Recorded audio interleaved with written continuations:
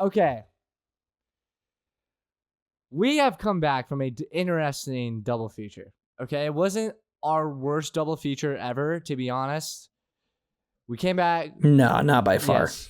But we're going to start off with our second movie. It's Tron, the new Tron movie that came out. And the lesser of the double feature. Yes. The thing is, when I'm coming out of watching this movie, it's not like I'm Jurassic World Mission Impossible 8 mad. I'm more or less disappointed when I come out of the theater watching this movie. And by the way, so you're not angry, you're disappointed. Yes.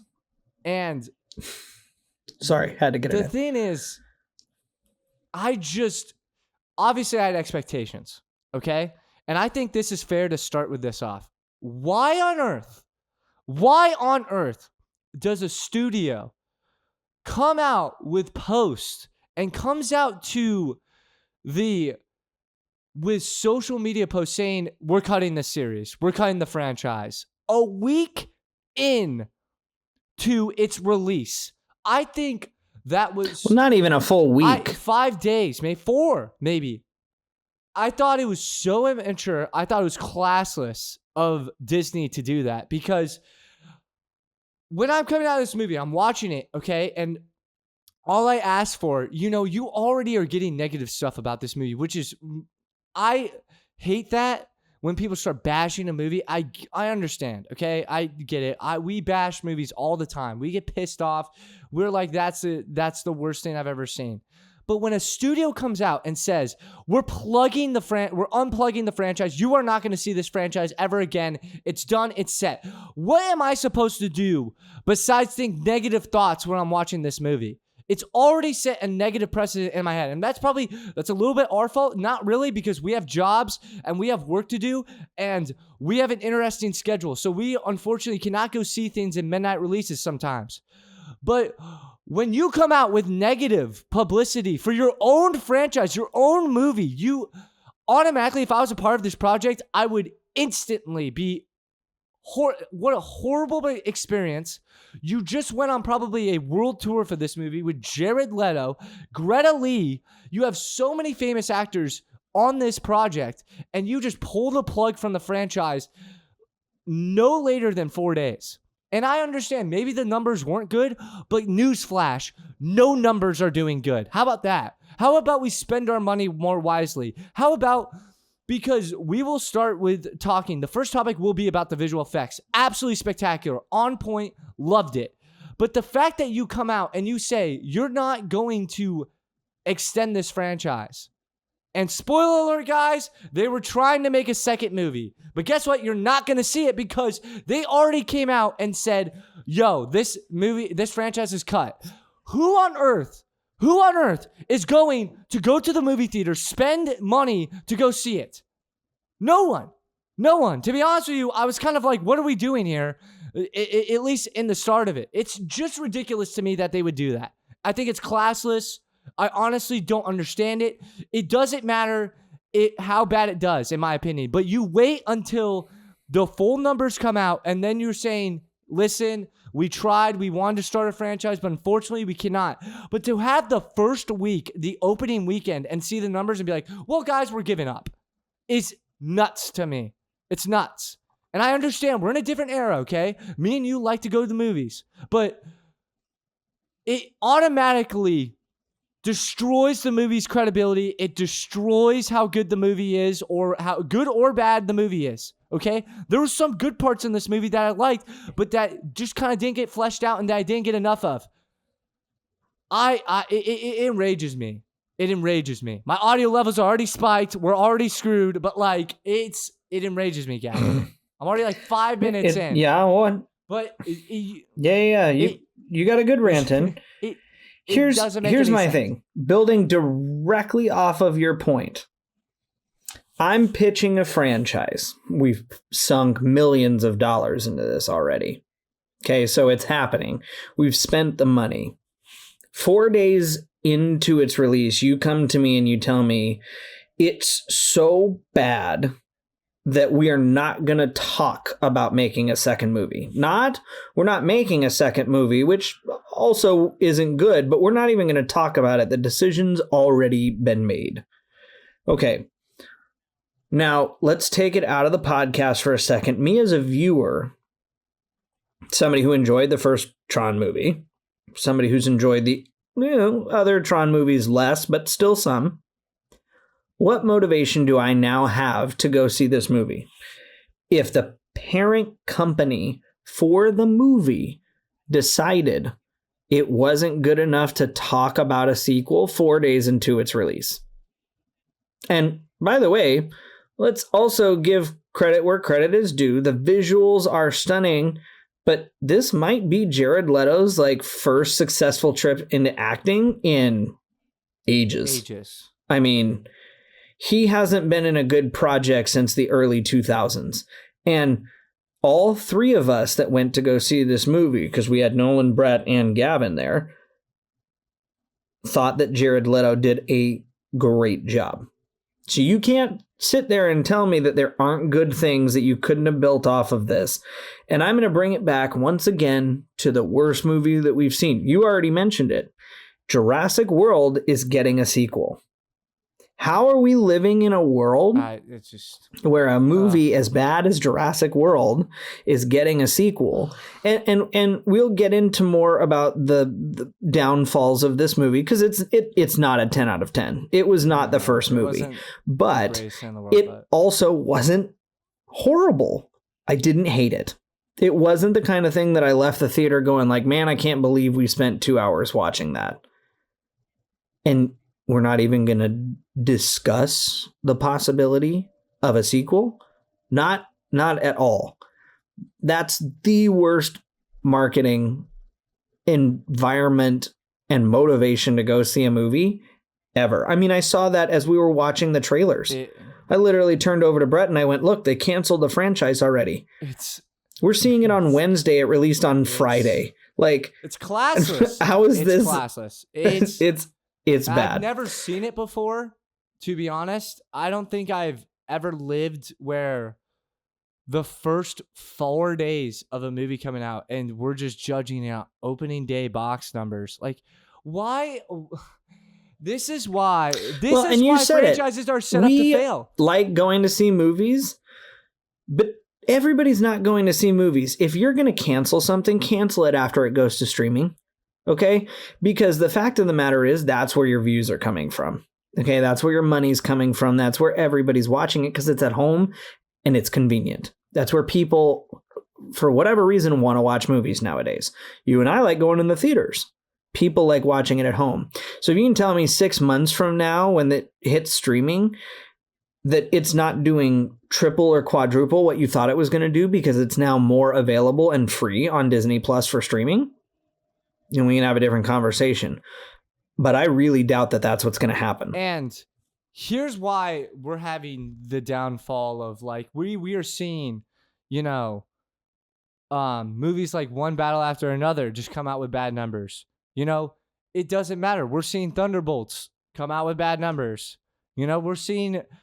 Why are box office numbers just becoming the biggest thing that everybody wants to talk about? Okay, why is studios' only goal is to be all right, opening box office numbers have to be good or else we're done. We're cutting the franchise, this and that. I get it. I understand where you guys are coming from. Everyone's going to be like, Brett, it has to make money, this and that. But if our only goal, clearly, the only goal of this franchise coming back was for them to make money, Disney took the whole Marvel approach with this one. And their whole entire goal was to be okay, we're going to create another Marvel Universe type deal, and we're going to get it going, and we're going to start making another moneymaker. And then they saw the opening box office numbers, they didn't see the other box office numbers for all their other projects be negative, and they thought something else was going to happen with this one. Are you kidding me? Nope. It's mind-numbingly dumb to do that, and it clearly just shows that was their only goal with this movie. they admitted it right in front of our faces as fans and people. Right, it's box office money grabs. It's a box office listen, money grab. We They want. don't care about the story. They don't we care want about good They don't movies. care about the franchise. They don't care about the character. They don't care about the writing, the development. And it rages me, man. If you just sit there and you're like, okay, guys, we're going to get the 6 best people or 4 best people that know this franchise, that watch the original film or not the original film, whatever, all of the films building up to this franchise, and we're going to make the best possible Tron movie we can possibly make it with Jared Leto. And Jared Leto is going to give us the best performance he's given since the early 2000s, and we're going to do that. We are going to put all of our effort into this, into making quality, and then the numbers will speak for themselves. Nope. They're just like, cool visual effects, sick stuff. Oh, yep, Jared Leto's in it. Marketing, yep. Oh, spend $100 million here, spend $100 million there. Yup, $300 million. Go make $500 billion, which a movie hasn't done since Wicked. Like, what? What are we talking about here? Everybody's like, oh yeah, I'm trying to get Marvel and Wicked numbers. No, you're not. Those are super popular franchises. Okay? Tron wasn't even that popular of a franchise. It was popular, but I don't think it was that popular. And it's expensive as hell to make. And let's talk about what Marvel and Wicked both did to earn those numbers. They put in the best stories, the best actors, the best visual effects. They made complete movies. I mean, Iron Man 1 is an iconic Marvel movie for generations to come. Captain America, the original Captain America, is not Marvel's strongest film, and it's still one of the most watched movies in the last 20 years. Thor 1 wasn't even that good comparative to some of the other projects they've done, and it is still one of the most watched movies on Disney+. Wicked has the cast. They built their own sets. They worked hard to get every voice actor and visual effect and story element to its absolute prime. You did not do that with this movie. So you can't expect results that Wicked and Marvel and Superman are getting this year, because what James Gunn and Wicked and Marvel did in those movies was put their absolute best foot forward in every possible way. You can't put a money-grabbing box office effort forward and then go, oh no, we fell short. Yeah, duh. Of course you did. Of course you did.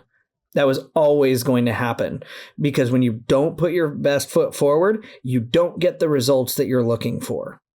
Now, aside from Disney's horrendous treatment of this movie and some of the other negative things, I'm going to go back to the visuals.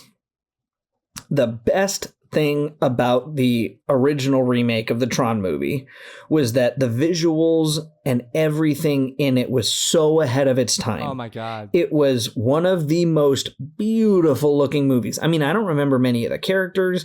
Honestly, we talked about it before the podcast, and we're really sorry. We don't totally remember the story. Yeah. Okay? So honestly. Vaguely. We'll but rewatch it. You do remember the visuals. We will rewatch it because we need to. But we remember the visuals. We remember Jeff Bridges turning in the performance of a lifetime. We remember these things because they were what made the movie so good. And this movie had incredible visuals. I mean, and the technology that they use nowadays allows movies to look really, really good. I mean, right from the start. But it was unbelievable. Right from the start,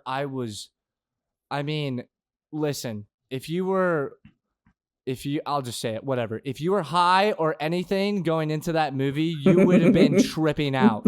I was sitting there and I'm like, oh my goodness. If I was at least on something, it would have been wild. The intro, the Disney Kingdom, everything from the start to finish. The transition, dude, the Disney intro. Was one of the coolest effects I've ever seen. And the first one, I think there was a Tron movie in like the 80s or something, but the 1982. Yeah, the second Tron movie, whatever. All Tron movie intros are the best. It's not even like they're electric. With the Magic Kingdom, it's unbelievable. I mean, it's crazy. I was, and it gave me hope. It honestly gave me hope. I was like, oh, I can't wait to come at, Disney for this. Well, and here's the thing. Even when the story took me out of it, the visuals were so good that it kept part of me interested at all times. And that says something because, and we'll talk about some of the character flaws a little bit later on. But when you run into those character flaws in this movie and you go, oh gosh, what am I watching for? What am I paying attention for? And the visuals in this movie were so good that it didn't matter. You were paying attention to the visuals because they were that good and that enjoyable that you were like, you know what? This is kind of a bummer scene, but look at it though. Yeah. I mean, look, it's awesome. So that was really good. I know that one of your bigger complaints about what the movie did was the score. We all commented that we thought the music from the score was good, but you kind of were of the mindset that it doesn't really match up with the theme and the tone and the stuff that's actually going on in the movie when it's playing. Okay. Listen, I mean, if the score itself, all right, is amazing. I mean, I could imagine myself, I was kind of getting lost in the score sometimes because it is kind of your like house music. You could play this when you're working out. You could play this in your car while you're driving. And it was good, great music. It was a great score. Okay. But when I'm having a chase sequence, I want it to be, especially for a Tron movie, I want it to be a little bit more fast paced. I want it to be, it's kind of been my favorite word to use, but like bombastic, like fast pace, hitting on the turns, hitting on the effects, going and matching what the action is happening. I felt as though the score did not match that at all. It didn't. Okay. And I hate to say that. The number one example I can think of this that was a movie you loved earlier this year was F1. Yes. It's exactly that. F1 did such a good job. It didn't feel like I was watching a chase sequence. That's what I'll say. Like, it didn't feel like the music didn't match the chase sequence, and especially for a Tron movie, the visuals were. And honestly, the music didn't even match.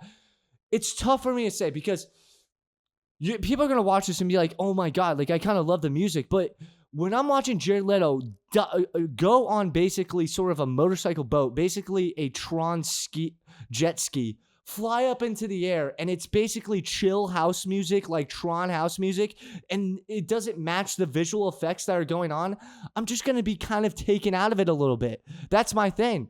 It wasn't like I come out of this being like, I'm never going to play. I'm going to play that score. To be honest, I'm going to look it up after this and be like, I'm going to play that when I'm on a run or when I'm in the car or when I'm vibing out. But when the chase sequences, when they're on the motorcycles and it's just kind of like house music, it doesn't match the speed that they're going at, and it doesn't match the the emotion of the scene when they're going at each other. That was the biggest thing for me. It just didn't flow together. And I get it. That's a very nitpicky thing, but I don't think I'll be alone in saying that when the visuals are so good. And the score is good, but it just didn't match the actions or the sequences that were going on. The first chase sequence, when they're going after Eve Kim, I felt that's where I noticed it, and that's where I felt it the most, was in that chase sequence. And there's even a moment where the music kind of still goes on, and there's a funny sequence, and I'm like, damn, that didn't even really flow with the moment. So that's like my thing. It's a great score. I don't have any problem with the music. It just didn't flow with the actions or sequences that were going on and taking place. That's my biggest thing. And it took me out of some sequences, but it wasn't the worst thing in the world. But I'm like, God damn it. Like, it didn't match. Like, for the visuals being so good and for the action being as good as it is, I was just like, damn it, bro. It kind of took me out of it a little bit because it just didn't match or flow with it. And F1, your biggest example, that's the best example I can give of, or Ford versus Ferrari. The score for that was exemplary. Yes. I mean, just fantastic. Where the score matched everything. It actually pushed the moments forward. The visuals helped, the acting helped, but man, the score, like when he's crashing his car going around that turn in the race that's just doused in rain. And then the moment stops. Oh my gosh. The music stops. Right, the music dropping as he hits that turn and is flying through the air. It's I mean, an editor's dream. It's still one of the most significant cinematic moments we've seen this summer and this year is that crash scene, and the score does so much for it because it brings you fully into that moment. We talked about it. The whole theater, full theater, by the way, for F1, the full theater gasped. It was one of the oh my God moments, and I was like, thank God I saw that in theaters. It was an oh my God moment. I think you have to have that with Tron. I think you have to have, you have the ability. Well, especially when you set up scenes that are so cinematic and visually pleasing to look at. And the chases were not unexciting. They made great scenes. They were visually pleasing. They even had some of the dialogue that was in it that went well with the scenes. So, I mean, I don't have any complaints about the scenes themselves, but it's different because it's not like F1. Yeah. I'm not brought into those moments. I'm out of those moments. I'm kind of just observing it from afar when I want to be a part of that moment. And the score just didn't make you a part of that moment. It's the best way to describe it. And I think when you're talking about, you know, people may say, oh my God, like people make too big of a deal of a score or anything. Like watch a Quentin Tarantino movie. Watch a Christopher Nolan. Listen to any Hans Zimmer score. Watch Interstellar and tell me like you're not captured. Great example. You're not captured into the moment of space travel and a journey with that score. I mean, and F1 is a great example. Ford vs. Ferrari is another example. Rush is another example. These are racing movies, and we're driving like these futuristic things. It's something that Speed Racer is even a decent example of that. Exactly. And that's another like Disney project. It's something that I feel like that score is going to get played and listened to a lot, but when people go to watch the movie, they're just like, wow, that didn't fit that sequence at all. It's just not going to match up. It's just not going to match up. And it was disappointing for me. I just, you know, that was something that definitely let me down in the theater. I just kind of was like, fuck. Like, I was just like, wow, whatever. But I was just like, damn it's over. It's happened. But I was like, damn it, dude. Like, I love that score. It was like, man, I just wish it matched up to the moments a little bit better. And it would have brought me into the movie just that little bit more to where I would have cared and maybe defended this movie of like deserving a second movie, to be honest. But well, and it's not the only flaw that we see, unfortunately. Nope. Talking about some other ones that are pretty prevalent in this movie, Evan Peters has been in great projects over the years. Yes. I mean, he's a phenomenal actor. Great. And he's turned in some of the best performances of the last couple of years, and his character in this one was largely wasted. I mean, you kind of are invested at the beginning, but by the middle of the movie, you don't care, and a lot of the stuff his character doesn't make sense, and the arc for him is really unsatisfying, especially with them canceling the idea of a sequel, because the end of the movie post-credit scene is where his character gets most interesting, with being teleported into the grid to escape the police and the repercussions of everything that went on with his system. And now it's going to go nowhere. So you look at that and you go, well, okay, so I don't care. Yes. Eve was also a really interesting character, but she had some major flaws that kept popping up and storylines that just didn't make sense or weren't motivating. We talked about this on the way back from the movie theater, but her sticking around the industry for years to make video games instead of picking up the mantle of her sister's work is wholly unmotivating, and then deciding to do it at the last second because an AI told her that she should is way less payoff than she deserved. And the character that I liked the least out of all of these was Seth Flores. Okay. Everybody needs a quirky sidekick. Everybody needs a cool best friend or somebody to come along the ride. This kid does nothing for me. Okay. He contributes nothing to the story. He's not interesting. He's not funny. He's nothing. Were flat. The funniest moment. Oh, the one-liners were so flat. And the one moment that was entertaining is when he goes to fight one of the AI, gets tossed across the room in one punch and falls unconscious. I cracked up so and that's his bad. most significant moment of the movie. We all three laughed. We're just so giggling, hard. Dude. And it was so comedic. It was so comedic. Well, he just says, and he was barely involved in the scene. He's like, "Don't worry, I got it," and then gets punched and flies across the room. He said something and just immediately just gets nailed, and I just was like, "Oh my god." I was dying. Yeah, he was the. It unfortunately was one of the more satisfying. Oh, the weakest, weakest character. I'm gonna have 98 breakfast burritos. I'm like, dude. Oh my! If that's a script we're working with, what are we doing, man? It's ridiculous. It was not good. And the point of all that to say, Eve with a couple adjustments, a great character. Yes. Ares, played by Jared Leto, a great character all the way through the movie. I think I can't say it enough. He really did a fantastic job. You fix some of these other characters that are kind of supporting these characters, this movie is completely different. It changes my score by 2 or 3 points easily. Give me a just a slight motivational change with Eve Kim, and you're good. Mm-hmm. You're good. You give me.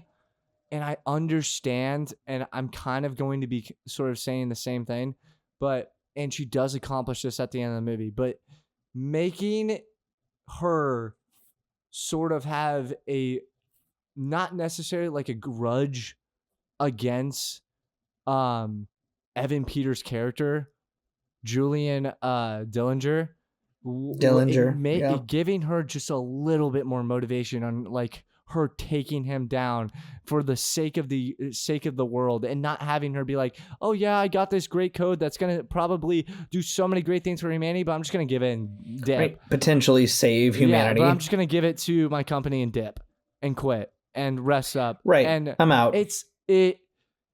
It was... Especially after the emotional scene. I didn't think about this before, but they went through a point in time where Ares is searching her up, and he goes through her text messages, her pictures, her photos, her videos. Best part of the movie. And it might be one of my favorite scenes in the whole movie. But he basically sees their relationship from when they're kids, developing into when they start this company and they're adults, and they get to see their bond and their connection and how much love is there, and her laying with her in the hospital bed as she's dying, and the news article regarding her death, and all these sorts of things. And then you're brought out to a situation where Ares is talking to Eve, and he goes, are you really going to just give this code over and then quit? And it immediately dampens the weight of that entire scene, because you're like, you went through all of that, went through that whole experience, and your object of getting out of the company is, well, I'm going to give them the thing that'll make them the biggest company the world's ever seen, not be involved in it whatsoever, and then just leave. What? I want her... I don't want it to like magically happen. I want it to be her source motivation to be like the whole entire movie. And it makes you believe in the character. And when she gets in these situations, like when she gets zapped into motivation Dillinger's world, you to cheer for her. Exactly. And she just became a character that like wasn't really a character it's not like I was cheering for her, but she was just another empire in the movie. That's what I'm saying. I want right, her. She's another big business. I want her to be like an underdog, But how can I be like, you're an underdog? I'm just looking at two Goliaths going at each other because she's so successful. You know what I mean? Because they already established. And both of the CEOs for the company were basically just selfish pricks. So like, you could have gone to that she made this cool video game, right, that everyone loved. You could have gone to with the route of her trying to get into the video game industry because Kevin Flynn was such an inspiration to her and this and that. And she's coming up and you have this great underdog story of her trying to go after Julian Dillinger because this technology could save humanity and do so many good things for the people that are in it in society. But no, you just made them both Goliaths with a lot of money and they're both just going for perfection when they're already perfect. Oh, my God. Well, and by the way, would have retroactively legitimized Jeff Bridges' cameo. Yes. Which was utterly useless in the movie, by the way. It's the worst conversation of the movie. And this is no knock on Jeff Bridges, because I think he's a fantastic actor. And the visual effects that they had for him were great. Okay? Oh, so good. Let's not take away from his acting ability or the visual effects, because it was gorgeous to watch. But the weight and the meat of their conversation was nothing. I mean, this is all the stuff that you're supposed to be seeing visually. Ares starting to gain a personality, wanting to have feeling, wanting to be in the real world. And instead of showing it to you or making it an experience of some kind, they tell it to you word for word like you're morons.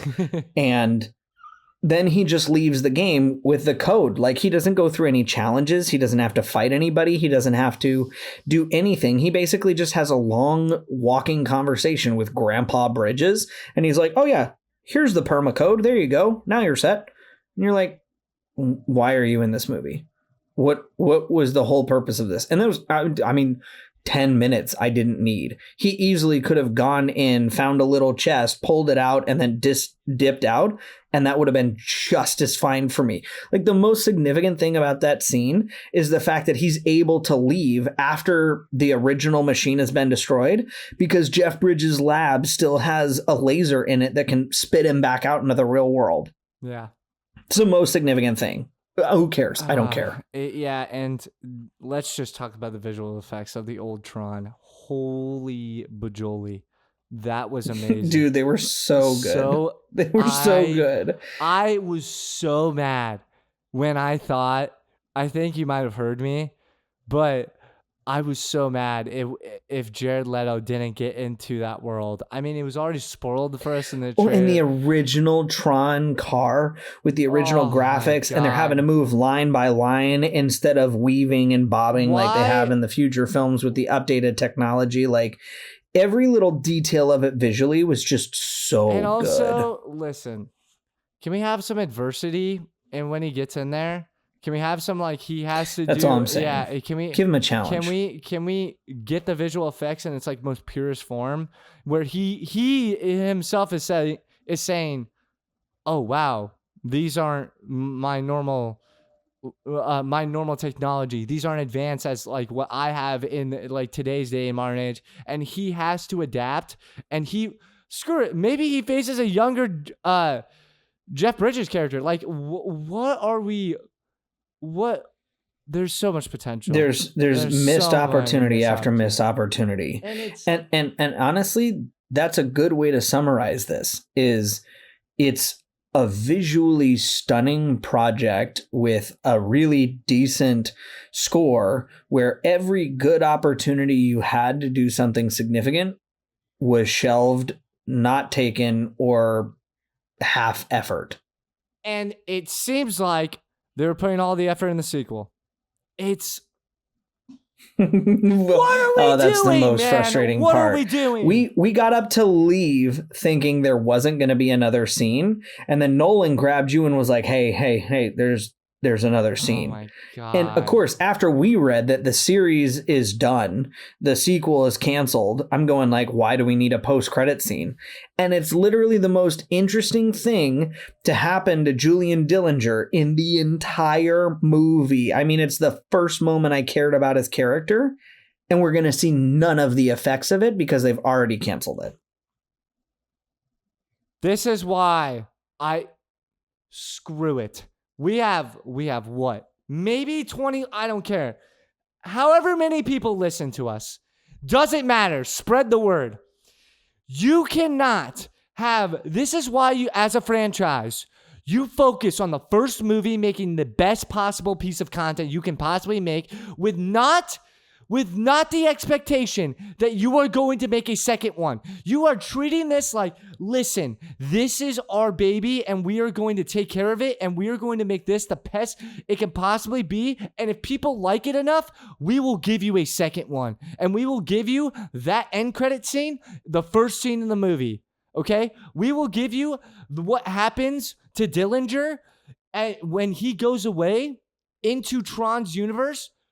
We will have that be the first scene that you see in the second movie. But for now, we are going to make the best possible movie with the best writing, with the best characters. We're going to make them relatable. We're going to do an underdog story. We're going to talk about AI and make it super prevalent because people hate AI. People don't like it. They don't like how easy they don't like what it's doing to creative people. They don't like what it's doing in the industry. You could tackle that so hard. But instead, you try to make this franchise money grab nonsense with good visuals and you make fans seem dumb. Like they're going to pay money for just good visuals and subpar writing and acting. It ticks me off. And a lack of depth and content. It ticks me off. Because that's not what Disney was built off of. That is not what Disney was built off of quality and making such. That's not what they're known for in any industry. It's animated, live action, TV show. This is, when we're talking about prime Disney, they were never these people. When Pirates of the Caribbean came out, it was a one-hit wonder until they announced Johnny Depp was coming back for another one. But it was so good. It was so well done. And they've got endless examples of things like this dating back to the 80s when the first Tron movie first came out. And we're just not doing it anymore. And the really bummer thing is that this could have had a lot of potential to go somewhere and help out. The next Pirates movie is not coming out until at least 2028, and they're still begging Johnny Depp to come back. So who even knows what that looks like in reality? It could be later than that. But you guys had this awesome opportunity, and you executed it 50% max. And I'm going, you can tell. You guys have been bleeding money all year. What are we putting in minimal effort for? Come on. What are we? DC just pulled on James Gunn because they were having the same problem of just constantly bleeding money. And the first two TV shows and movie that he's made has quadrupled what DC has done in the last decade. So we talked about this with Marvel. We talked about this before going to see Superman. And you know what? This is a good time for Disney. Disney, listen, we've given you a couple of chances this year. Okay. None of them have been winners. It's time to sit down and go, you know what? Listen, we're better than this. We can do better than this, and go back to the drawing board, really. Oh, and by the way, you may want to sit down with the board and tell them that a Tron sequel wouldn't be a half bad idea. But here are the 4 things you need to do better. Score that makes sense, characters that I care about and are engaging, a continuation of the story without needing a third film to finish the story in case it's not realistic for you, and 4, bring back the things that worked in Tron. Make the story epic. Make the characters epic. Make me leave that movie going, that might have been one of the best movies I've seen in years. Care about the product. And let's start making some good quality stuff again. Yeah, that's exactly right. Care about the product. Care about the product. Okay? Don't stop. You are $1 billion. You have enough money. You have enough money. Okay? You have made, in our lifetime, you have made so much money on Marvel and all of this great content that you've made, because you know why? It was almost like every time a Disney product came out, we knew it was going to be good. When Disney Plus came out, everybody was hyped because you were going to be able to make so much more content, TV shows, miniseries, and expand on the universes that you've already built on by focusing on the quality of the content. And then the money comes second. You put the money in the rearview mirror, and then you said, okay, we're going to focus on making what people love. That's what you did for about 10 years. For 10 years, and you made so much money, and now the money has consumed you.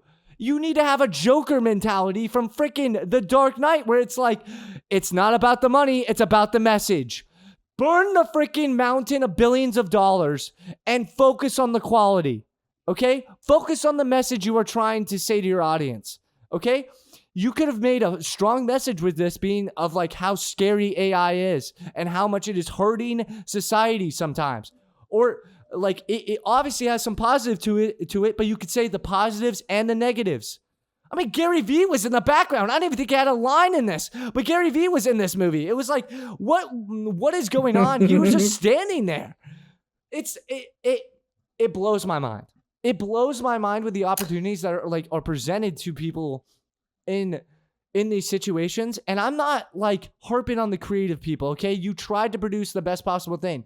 But clearly the studio, there's a disconnect between the creatives and the studio. And clearly these people are like, okay, well, we're going to have to focus on the visual effects. We're going to have to make this we're going to try and make this the most epic thing that we can possibly hand, but we're going to not focus on the writing. We're not going to focus on the character development. We're not going to focus on, making a good underdog story or having like sort of some continuity from the first movie to the second movie, because you really don't have to watch the first movie, honestly. The only reason you have to watch the first movie is for the ending. That's all it really is. They give you a postcard of the first characters and you're like, okay, looks like they're coming back. Well, guess what? They're not, because we had an Instagram post that said, okay, this movie and this franchise, kaput. What is going on? What kind of world are we living in? Because me and you talk about this. We talk about this. How on earth do we go with Paul Thomas Anderson, Leonardo DiCaprio, one of the best directors, one of the best actors of our lifetime, and we walk into the theater and it's half empty? And I understand. Wait for it to come out in streaming, this and that. But don't you want to go outside? Don't you want to have an experience? Don't you want to watch the best actors and the best cinematographers and the best editors of all time in our generation? The technology has never been better. Don't you want to watch this stuff on the biggest screens, on IMAX, in a theater, with your friends, have a community? With speakers that literally shake your seat as the action is going on? I understand where you're coming from, like, oh yeah, it costs too much money nowadays, this and that. I'm not going to spend $11. You probably spend $15, $20 on a fast food meal. Don't give me that excuse. How about you eat before or do whatever, go to the movie, buy the ticket, go watch the movie. I mean, now I'm just ranting, but like it ticks me off now because we have such a big disconnect with studios and with the fans and these big projects that should get a full treatment, a full story. You have a chance to do something different from the past, and it's just wasted, man. And I just walk out of that theater, and it's not like I'm like Jurassic World, like, oh my God, can't believe that made $200 million. I'm walked out of there being like, that was wasted potential. That could have been, I wanted to believe in that movie so bad. Could have been so much better. I'm sorry, I think that's as good of a segue into. No, that's okay. You know what? It's good every once in a while to get those things off of our chest, and we've talked about that kind of stuff for the last several reviews that we've done, because there's a lot of wasted potential in movies nowadays. They're not executing up to where they need to, and this was another good example of that, especially with the cancellation and everything else surrounding it. I'm going to start with my score so that we have like 30 seconds or so to like breathe and, be less red than you are right now. Jared Leto by himself, I'm giving a 9.5. His character, his acting, his stunts, everything carried the movie, which is not a statement I expected to say coming into the movie. So Jared, 9.5 for you. Good work. Please do more cinema like this where you're not overacting or method acting or being a weirdo or whatever. Please just play good characters in good movies. We miss you as a good actor. I don't need any more Joker nonsense from you. All right, we're fine. The movie itself, I'm giving a 6.2. Yeah. And most of that score includes the visuals. Yeah. The 2 is Jared Leto, and the rest of it is a mistake. The characters that supported were not well thought out. They were not well fleshed out characters. The writing was not good. It wasn't awful, but in the places where it wasn't good, it was awful. As a whole, it was mediocre. The story, you had so many better opportunities to do so much better stuff with it that it's just in general disappointment. And hearing that this is it and there is no next based off of what you've said, that makes me not care about the movie anyway. 6.2. Yeah. I mean, I'm going back and forth. I'm just going to give it a 6.5. Yeah, I mean, I just came out of there disappointed. You know, it's tragic news to see a studio do that to a movie because I know how hard people work on these things, and I appreciate editing. I appreciate the visual effects. Whoever was on that visual effects team, give yourself a round of applause. You killed it. You absolutely killed it. The franchise never looked better, to be honest. It was unbelievable. Gorgeous. It needs to be studied. I would take a class. I would take a master's. I would pay freaking college level tuition to learn what you guys do because that was unbelievable. And it was fantastic. From start to finish, amazing. The score, it was good. It was good. I'm going to listen to it. It's not a bad score. Needed to match the action and the sequences that I'm watching. If you would have brought me in and made it a little bit more emotional and had sort of that Tron-esque feel. I feel like the first one had that. This one did not. And it took me out of some scenes, which was disappointing. That's why I was kind of leaning on giving this a 7, but I just cannot because the score just took me out of everything. It's hard to put it that high. The characters. I mean, I already kind of explained to it.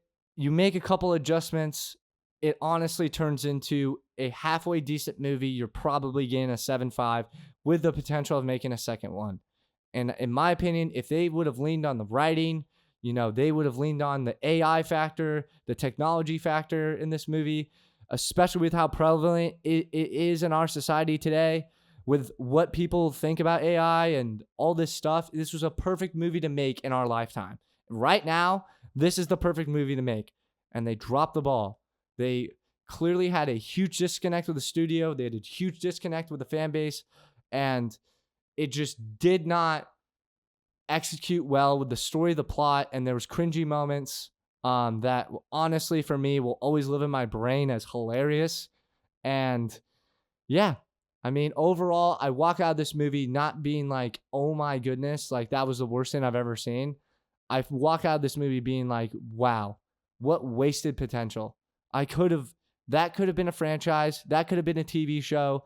You know, I didn't really talk about it enough, but I thought this could have been a great series. I get it, the money thing, I understand, but maybe you spend it a lot on the visual effects, maybe on like certain episodes, but you could have made this a miniseries. You could have made this a TV show, in my opinion, because you have the ability to flesh out the characters and you have the ability to listen, the visual effects were so good. If you took those one step down, I don't even think anybody's complaining, okay? I think if you take a little bit of money out of it and make the visual... It would still be industry leading visual effects, a step down. Industry leading. It would be unbelievable. With how talented that team was...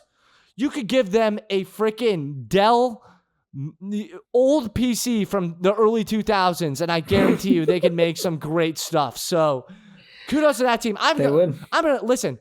I have a passion for editing, okay? If I could hit one of you guys up and you could teach me what you do, that would be amazing.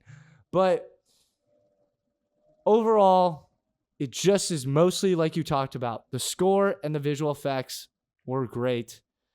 They just didn't match up together, but I just left out disappointed. And the way the industry is right now and how harsh it is, and, you know, I would hate to be an actor. I would hate to be a director right now. I would hate to be an editor, because my work that I work so hard on just gets absolutely piled on and just washed away in the first 5 days of it coming out. Horrendous, man. Horrendous. Yep. Well, stick with us, because part 2 is another movie that disappointed the box office, but did not disappoint us at all. Smashing Machine with Dwayne Johnson may be the best movie of his career, and we're going to break that down in the next episode. Yep. Let's get it. All right. See you, lads. See you, lads.